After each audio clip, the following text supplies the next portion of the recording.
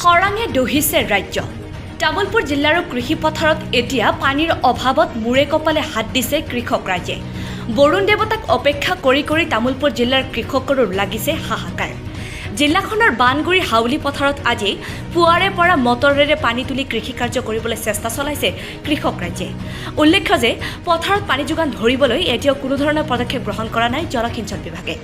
উন্নয়নৰ শ্লোগান দিয়া চৰকাৰখনৰ সময়ত জিলাখনত পৰ্যাপ্ত পৰিমাণৰ জলসিঞ্চন যোগান ধৰিবলৈ অসমৰ্থ চৰকাৰ প্ৰশাসন। কিছু কিছু ঠাইত জলসিঞ্চন আছে যদিও পানী যোগানত ব্যৰ্থ বিকল জলসিঞ্চন আঁচনি। এতিয়া এনেদৰে কৃষকে কঠীয়া পাৰি ববলৈ আৰম্ভ কৰিছে।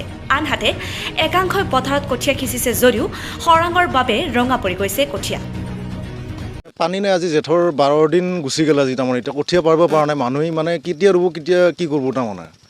এতিয়া আজি আমি এই মেচিনেদি পানী সিঁচি পেলাই মানে কঠীয়া পাৰিম আজি। এই পানী বৰষুণ নোহোৱাৰ ফলত মানে গোটেই খৰাং এতিয়া।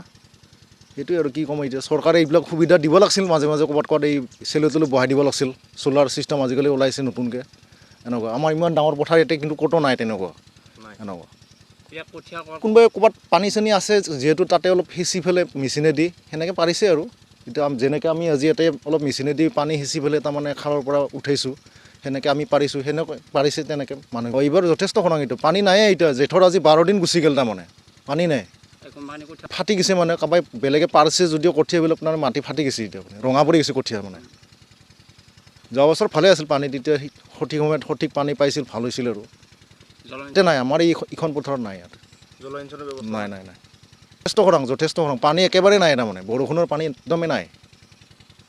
আমি শুনা নাই, দেখাও নাই মানে দিয়াটো। আমাৰ ইয়াৰ এইখন যিখন হাউলি পথাৰ বুলি কয়, এইখন হাউলি পথাৰত মানে ক'তো এনেকৈ দিয়া নাই আৰু শুনা নাই তাৰমানে।